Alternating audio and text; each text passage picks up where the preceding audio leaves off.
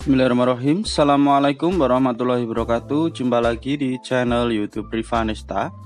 Masih di sudut edukasi, belajar mudah dan menyenangkan. Bagaimana kabar adik-adik sekalian, khususnya siswa-siswi kelas 3? Semoga hari ini kita semua dalam keadaan sehat, karena dengan kondisi yang sehat kita bisa melakukan berbagai kegiatan yang kita inginkan. Dan dengan kondisi yang sehat pula pastinya kita bisa belajar bersama untuk membahas soal-soal dari buku penilaian Bu Pena untuk SD atau MI kelas 3, yang mana kita masih di jilid 3D tema 7 perkembangan teknologi. Dan hari ini akan kita lanjutkan pembahasan untuk subtema 2 ya, tema 7 subtema 2, khususnya di pendamping pembelajaran 5 ya. Jadi yang masih ketinggalan pembahasan video kami sebelumnya bisa dilihat ya di playlist Bu Pena kelas 3. Dan sebelum belajar jangan lupa untuk selalu berdoa agar diberikan kemudahan dan kelancaran di kegiatan kita hari ini, dan semoga bermanfaat ya untuk hari ini maupun yang akan datang. Oke, langsung saja kita menuju ke halaman 42 ya. Untuk pendamping pembelajaran 5 dimulai dari halaman 42 di tema 7 subtema 2 ya. Dan ayo berlatihnya ini ada di halaman 43. Halaman 43 ya.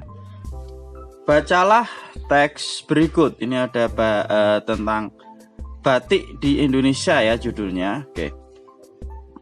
Batik merupakan kain khas Indonesia yang telah diakui oleh dunia. Keindahan motif batik membuat banyak orang ingin mengetahui asal-usul batik yang ada di Indonesia. Tak jarang banyak masyarakat lokal maupun dari mancanegara yang belajar membatik. Batik telah ada di Indonesia sejak masa Kerajaan Majapahit. Kala itu pengembangan batik banyak dilakukan di Kesultanan Surakarta dan Yogyakarta. Para pedagang dari India mengenalkan teknik pembuatan batik. Salah satunya teknik celup. Pada abad ke-12, para pembatik di Pulau Jawa mulai membatik dengan menggunakan canting. Mereka menorehkan lilin ke permukaan kain mori. Teknik ini dianggap sebagai teknik membatik khas Indonesia. Motif batik yang bermacam-macam dipengaruhi oleh keberagaman suku bangsa Indonesia. Sumber dari www.pemuda.co.id ya. Blog ya, batik ya, diakses tanggal 6 Februari 2019. Oke, jadi untuk teks ini ada 3 buah paragraf ya adik-adik semua. Kemudian langsung saja kita ke soal yang pertama. Garis bawahilah kalimat utama setiap paragraf pada teks tersebut. Nah, kalimat utamanya di sini setiap paragraf ya. Jadi paragraf pertama ini kalimat utamanya adalah batik merupakan kain khas Indonesia yang telah diakui oleh dunia. Nah, di sini sudah saya garis bawahi ya. Paragraf pertama, kemudian paragraf kedua kalimat utamanya adalah batik telah ada di Indonesia sejak masa Kerajaan Majapahit. Ini juga sudah saya garis bawah. Kemudian yang paragraf yang ketiga, pada abad ke-12 para pembatik di Pulau Jawa mulai membatik dengan menggunakan canting. Itu adalah kalimat utama paragraf ketiga ya. Jadi sudah saya garis bawahi ya. Kalau diminta garis bawah dibuat seperti ini ya adik-adik. Yang digaris bawahi adalah yang kalimat utamanya setiap paragraf. Oke, kita lanjutkan ke soal berikutnya nomor 2. Tulislah kalimat utama dan gagasan pokok setiap paragraf dalam tabel berikut ya. Ini ada paragraf 1, kalimat utamanya apa, gagasan pokoknya apa. Kemudian paragraf 2, kalimat utamanya apa, gagasan pokoknya apa. Dan paragraf ketiga, kalimat utamanya apa, gagasan pokoknya apa ya. Ini saya tuliskan di kertas ya adik-adik, silahkan nanti bisa disimak untuk soal nomor 2. Jadi setiap paragraf kemudian kalimat utamanya apa, gagasan pokoknya apa. Oke, di sini ya, ini saya tuliskan sudah halaman 43 ya. Jadi untuk soal nomor 2, paragraf pertama kalimat utamanya batik merupakan kain khas Indonesia yang telah diakui oleh dunia. Kemudian tadi kalimat utamanya, sekarang gagasan pokoknya ya. Kain batik khas Indonesia yang diakui dunia ya. Kain batik adalah kain khas Indonesia, atau batik adalah kain khas Indonesia yang diakui dunia gitu ya.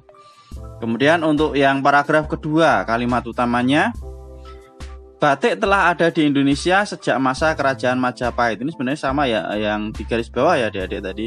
Cuman karena diminta disalin berarti bisa disalin ya di buku boleh. Kemudian gagasan pokoknya, batik di Indonesia sejak zaman kerajaan Majapahit atau sejak kerajaan Majapahit ya. Kemudian untuk paragraf yang ketiga, kalimat utamanya, pada abad ke-12 para pembatik di Pulau Jawa mulai membatik dengan menggunakan canting.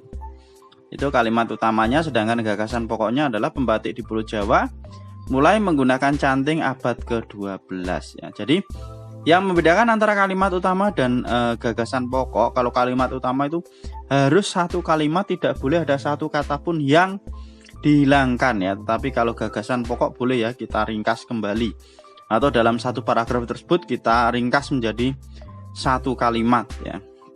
Itu yang membedakan antara kalimat utama dan gagasan pokok.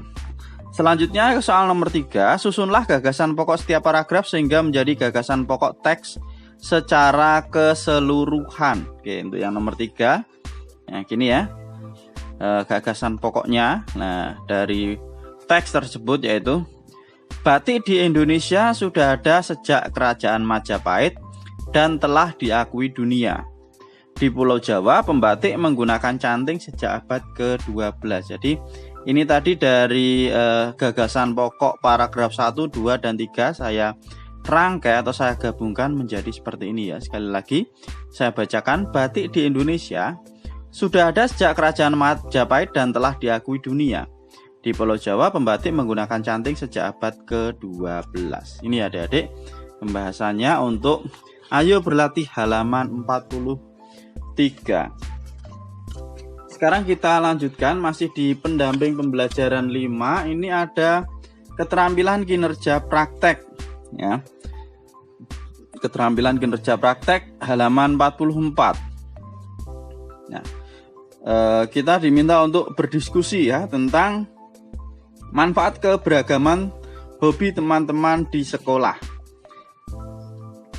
Oke, kita lihat ya tugasnya seperti apa. Yang pertama, buatlah kelompok yang terdiri atas 4 siswa. Nah, di sini saya kasih contoh misalnya ya. Untuk yang soal pertama, ini ada 4 siswa, namanya ada Budi, Anton, Doni, dan Rangga. Kemudian untuk yang nomor 2, buatlah data hobi teman-temanmu dalam kelompok. Lah, ini misalnya hobi ya, hobinya Budi dan Doni itu hobi bermain sepak bola. Sedangkan Anton dan Rangga hobinya adalah bermain badminton. Nah, misalnya seperti itu ya. Kemudian rencanakan sebuah kegiatan yang ada hubungannya dengan keberagaman hobi tersebut. Nah, di sini direncanakan misalnya kita akan bermain sepak bola dan badminton sama ya, sesuai hobi kita ya. Tadi hobinya adalah bermain sepak bola dan bermain badminton. Oke. Kemudian yang nomor 4, bagaimana cara menentukan kegiatan yang akan dipilih? Lah, kita diskusikan ya. Setelah didiskusikan ternyata dapat keputusan bahwa hari Rabu kita akan bermain badminton dan hari Sabtu akan bermain sepak bola. Jadi bergantian ya, sesuai dengan hobi kita masing-masing, dan kita tentunya melakukan bersama-sama ya, berempat ya. Kemudian yang kelima, menurutmu apa manfaat keberagaman yang ada di kelompokmu? Lah, tadi keberagamannya adalah kita memiliki keberagaman hobi ya, bermain sepak bola dan bermain badminton. Manfaatnya apa? Di sini udah saya tuliskan ya. Dengan adanya keberagaman hobi, kita bisa belajar olahraga yang tidak kita sukai dan bisa lebih mengenal olahraga tersebut ya dari teman atau dari teman kita. Misalnya tadi kita tidak suka bermain sepak bola. Nah, karena teman kita hobinya sepak bola, kita bisa belajar bermain sepak bola itu seperti apa ya dengan teman kita. Nah, akhirnya kita juga bisa bermain sepak bola ya. Demikian juga untuk yang bermain badminton juga sama ya, kita bisa belajar dari teman kita yang hobi badminton, sehingga kita lebih mengenal ya permainan tersebut, baik itu permainan sepak bola maupun permainan badminton ya. Seperti itu ya adik-adik, kira-kira untuk pembahasannya. Nah, karena di yang nomor 5 kita diminta menuliskan hasil diskusi tadi. Jadi nomor 1 sampai nomor 5 dituliskan, kemudian yang nomor 7-nya dipresentasikan hasilnya di depan kelas. Jadi yang hasilnya udah kalian tulis ya, ini seperti ini contohnya ya. Ini dipresentasikan ya, misalnya namanya ada Budi, Anton, Doni, dan Rangga, seperti itu. Oke, kita lanjutkan ke halaman berikutnya. Ini masih di pendamping pembelajaran 5 ya. Ini ada satu lagi soal ayo berlatih ya. Ini di halaman 46 ya. 46 ini muatan pelajaran matematika ya. Ini tentang simetri putar. Oke, langsung saja untuk yang nomor 1 ya adik-adik. Berilah tanda centang pada bangun datar yang memiliki simetri putar dan tanda silang pada bangun datar yang tidak memiliki simetri putar. Oke ya. Untuk yang A ini tidak memiliki simetri putar ya, jadi dia tetap ya. Jadi dia tidak bisa kalau diputar lah, ini dia bentuknya hanya seperti ini.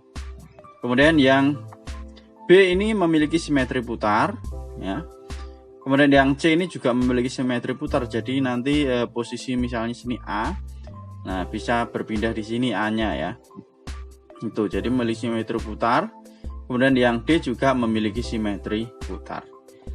Kemudian selanjutnya yang nomor 2, gambarlah masing-masing dua bangun datar yang memiliki simetri putar dan yang tidak memiliki simetri putar. Oke. Di sini sudah saya gambarkan ya adik-adik untuk yang nomor 2. Nah, ini yang memiliki simetri putar ada segitiga sama sisi ya. Kemudian ada juga persegi panjang. Ya, ini bisa dilihat ya di materinya juga ada itu persegi panjang juga memiliki simetri putar ya. Kemudian yang tidak memiliki simetri putar ini ada segitiga sama kaki ya. Kok sama kaki? Segitiga siku-siku, maaf, segitiga siku-siku itu tidak memiliki simetri putar. Segitiga sama kaki juga ya tidak memiliki simetri putar, tapi ini segitiga siku-siku. Kemudian yang ini adalah trapesium ya, trapesium siku-siku ini juga tidak memiliki simetri putar ya. Oke adik-adik, mungkin ini ya untuk pendamping pembelajaran 5. Nanti untuk video berikutnya akan kita bahas untuk pendamping pembelajaran 6 ya. Terima kasih sudah meluangkan waktu untuk belajar bersama. Mohon maaf apabila ada kekurangan. Silahkan pertanyaan atau saran bisa dituliskan di kolom komentar untuk kita diskusikan bersama-sama. Jangan lupa untuk selalu berdoa agar diberikan kemudahan dan kelancaran di setiap kegiatan yang kita lakukan. Saya rasa untuk pembahasan kali ini cukup sekian, dan yang masih ketinggalan pembahasan sebelumnya bisa dilihat di playlist Bu Bena kelas 3. Cukup sekian, sekali lagi saya akhiri. Assalamualaikum warahmatullahi wabarakatuh.